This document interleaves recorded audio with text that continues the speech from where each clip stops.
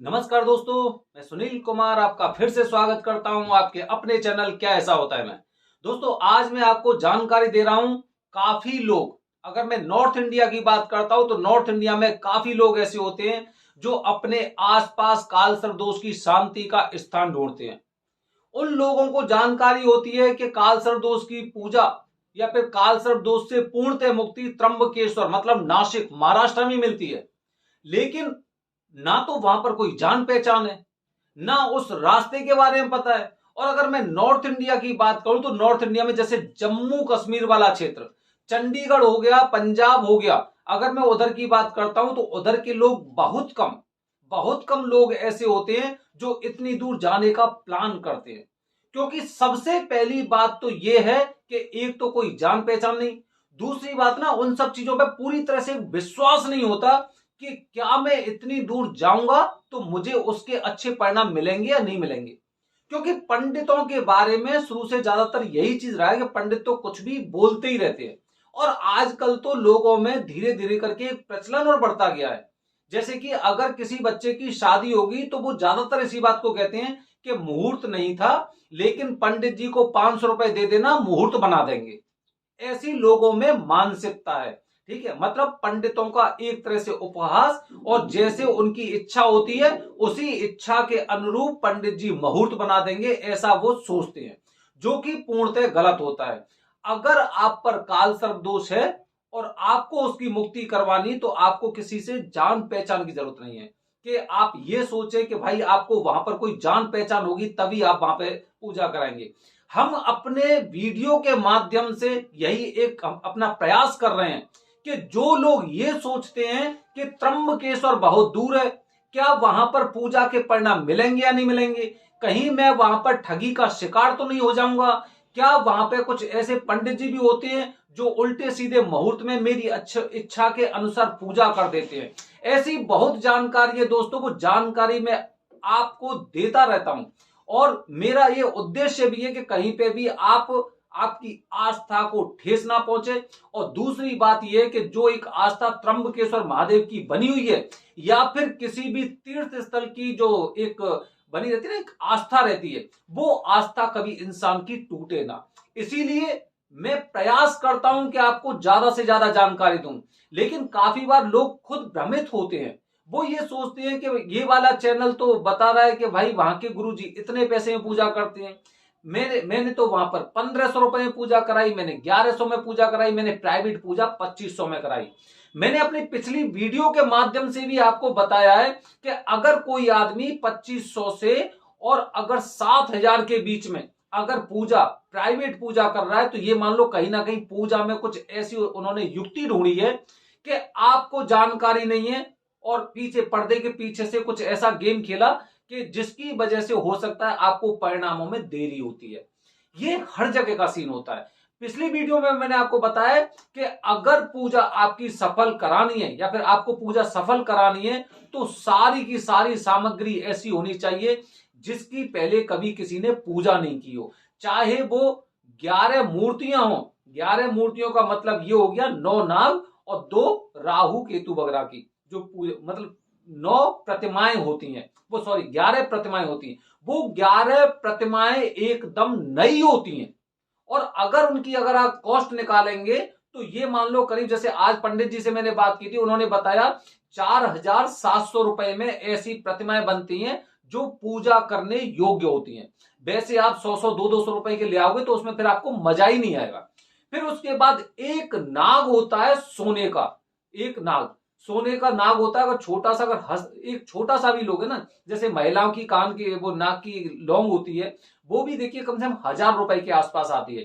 तो मतलब 6000 रुपए के आसपास तो आपको इसी में खर्च होने हैं। उसके बाद सुपारी हो गई या फिर कुछ और सामान हो गया, गेहूं चावल वगैरह हो गए, नारियल हो गए, पंचामृत हो गया, शहद हो गया, सब कुछ मिला मिलू के अगर 7000 में अगर कोई इंसान आपकी पूजा कर रहा है ना, तो कहीं ना कहीं वो एक तरह से एक कहते हैं ना गोलमाल कर रहा है। वो किस तरह का गोलमाल है कि पूजित मूर्तियां हो गई, नाग पूजित हो गया, पुराने गेहूं रखा हुआ चौकियों पर, बस उसी से उन्होंने वो नवग्रह होते हैं उनको बना दिया, चावल वो यूज कर लिए, फूल वो यूज कर लिए, ऐसी कुछ ना कुछ चीजें ऐसी होती हैं। खैर, तो ये मैं जानकारी आपको दे चुका हूं दोस्तों। उज्जैन में महाकालेश्वर में क्या पूजा कराने से हमें परिणाम मिलते हैं? बिल्कुल मिलते हैं और मिलने भी चाहिए। आप किसी भी तीर्थ स्थान पे अगर कालसर्प दोष की पूजा करा रहे हैं ना, तो उसके परिणाम आपको मिलने चाहिए, जो शास्त्रों में बताया गया कि जहां पे करीब 6 जगह पूजाएं होती हैं। मैंने अपनी वीडियो के माध्यम से आपको बताया कि कहां कहां में पूजा होती है। लेकिन ये है, वो लेकिन के बारे में मैं आपको जानकारी दे रहा हूं, सुनिए। हम किसी हॉस्पिटल में जाते हैं इमरजेंसी में जब हम किसी हॉस्पिटल में जाते हैं तो वहां पर ऐसा नहीं है कि वो स्पेशलिस्ट होता है कि भाई किसी की वो दिल की धड़कन से संबंधित हो गया, किसी का भाई दांतों से संबंधित हो गया, मुंह से संबंधित हो गया, नाक कान गला हो गया, उससे संबंध नहीं। वहां पर कॉमन डॉक्टर होते हैं जो आपका एकदम तुरंत उसी के अनुसार ट्रीटमेंट करते हैं, उसी के अनुसार। उसके बाद जब वो आपको शिफ्ट करेंगे तब वहां पे आपको जो स्पेशलिस्ट डॉक्टर होगा वो वहां पे उसका इलाज करेगा। अब मैं आ रहा हूं आपके उसी मुद्दे पे। त्र्यंबकेश्वर में कालसर्प दोष की पूजा का सर्वोत्तम स्थान है, सब अच्छी तरह जानते हैं। लेकिन बहुत से लोग उज्जैन जाते हैं। अब उज्जैन जाने का उनका पूरी तरह से उद्देश्य यही रहता है क्योंकि महाकाल की पूजा पृथ्वी लोक में बताई गई है। आकाशे तारकलिंगम पाताले हाटकेश्वरम मृत्युलोके महाकालम त्रियम लिंगम नमस्तुते। मतलब आकाशे तारक लिंगम, आकाश में तारक लिंग की पूजा होती है, पाताल में हाटकेश्वर की होती है और मृत्यु लोक में महाकाल की पूजा होती है। महाकाल के क्षेत्र में किसी भी तरह की पूजा कराई जाती है वो सफल होती है। ये मान लो कि आप एकदम इमरजेंसी में गए, आपको एक बहुत अच्छे डॉक्टर मिल गए और उन्होंने ट्रीटमेंट किया और उसके बाद आपको परिणाम मिले। लेकिन वो परिणाम आपके हमेशा के लिए नहीं होते, हमेशा के लिए। 2 साल, 4 साल, 5 साल, किसी भी तीर्थ स्थल पर जाइए, 6 महीने आपको बताए हैं, उसके परिणाम आपको 2 साल, 3 साल, 4 साल रहते हैं। लेकिन जैसे ही उस ग्रह की दशा आती है, राहु या केतु की महादशा आती है, फिर वो ग्रह अपने आप को, क्योंकि पूर्णतः शांति नहीं मिली है, आपने इमरजेंसी में ट्रीटमेंट लिया था, पूर्णतः आपने इलाज नहीं कराया, इमरजेंसी में आपको फायदा मिला, फायदा होने के बाद आप घर आ गए। इसी तरह से जब आप उज्जैन में पूजा कराते हैं महाकालेश्वर में, आपको फल मिलेगा, 100% फल मिलेगा। 2 साल तक, 4 साल तक, 5 साल तक आपको फल मिलेगा, नो डाउट। लेकिन क्योंकि आपने पूर्णतः शांति नहीं कराई है, पूर्णतः शांति के लिए त्र्यंबकेश्वर स्थान बताया गया है। तो इसीलिए जैसे ही आप त्र्यंबकेश्वर में पूजा करा लेते हैं तो उसके पश्चात आप पे से कालसर्प दोष हमेशा के लिए खत्म हो जाता है। स्थान बताया गया है, वरदानी पंडित जी बताए गए हैं, शुभ मुहूर्त बताया गया है और पूजा का विधान भी बताया गया है। आप देखिए, मैं आपको थोड़ा सा अंतर बता देता हूं कि इमरजेंसी में और स्पेशलिस्ट में क्या अंतर है। दोस्तों, उज्जैन में जब कालसर्प दोष की पूजा होती है उसका कोई मुहूर्त नहीं होता है, कोई मुहूर्त नहीं होता है। आप आज जाएंगे तो आज आपकी पूजा हो जाएगी। त्र्यंबकेश्वर में मुहूर्त होता है, ठीक है। दूसरी बात बता रहा हूं, महाकालेश्वर उज्जैन में जो पूजा होगी आपकी, वो करीब 1.5 घंटे के आसपास होती है। जैसे कि इमरजेंसी में कोई पेशेंट आया, उसको एकदम ट्रीटमेंट दिया कि भाई इसे तुरंत रिलीफ मिलना चाहिए, ठीक है, 1.5 घंटे में पूजा की जाती है। और जब वहां पे त्र्यंबकेश्वर की बात करते हैं तो त्र्यंबकेश्वर में यही पूजा करीब 3 से 4 घंटे की होती है, ठीक है। अच्छा, अगला अंतर और बता रहा हूं।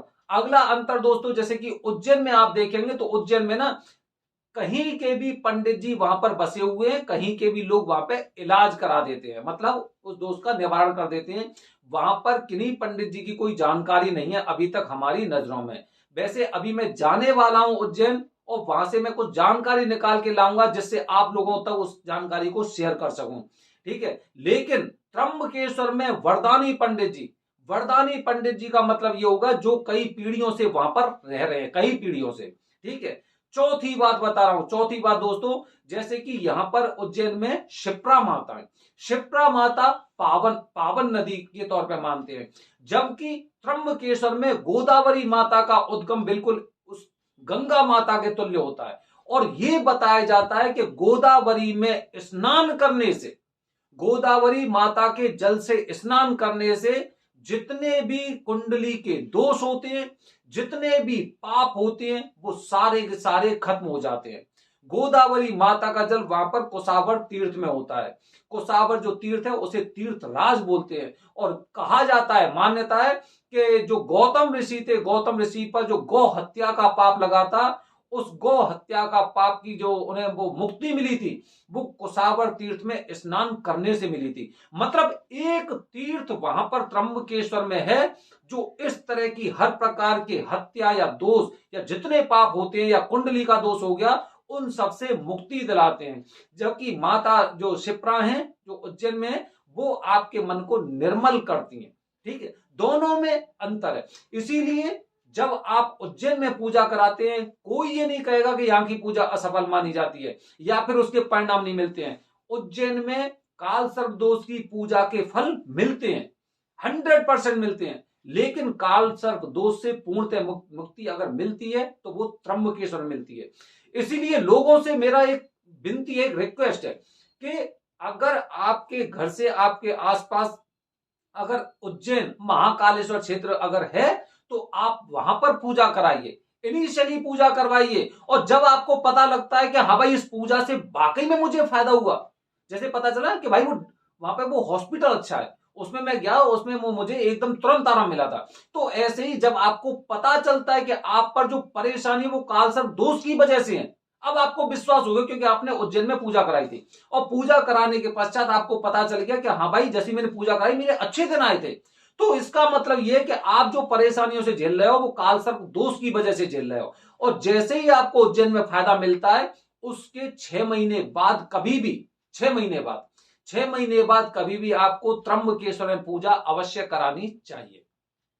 तो दोस्तों ये मैंने आपको जानकारी दी है। काफी लोग कंफ्यूज होते हैं कि मैं उज्जैन में पूजा कराऊं या त्र्यंबकेश्वर में पूजा कराऊं। ठीक है, अगर आपके पास से अगर उज्जैन पास है तो आप सबसे पहले वहां पर पूजा कराइए, जिससे आपको तुरंत आराम मिलेगा। और 6 महीने बाद कभी भी आप त्र्यंबकेश्वर जाइए और वहां पर पूजा कराइए। बने रहिए हमारे चैनल के साथ दोस्तों, ऐसी मैं और जानकारी आपके साथ देता रहूंगा। अभी मैं आपको ना उज्जैन के बारे में बहुत जानकारी देने वाला हूं। हर हर महादेव।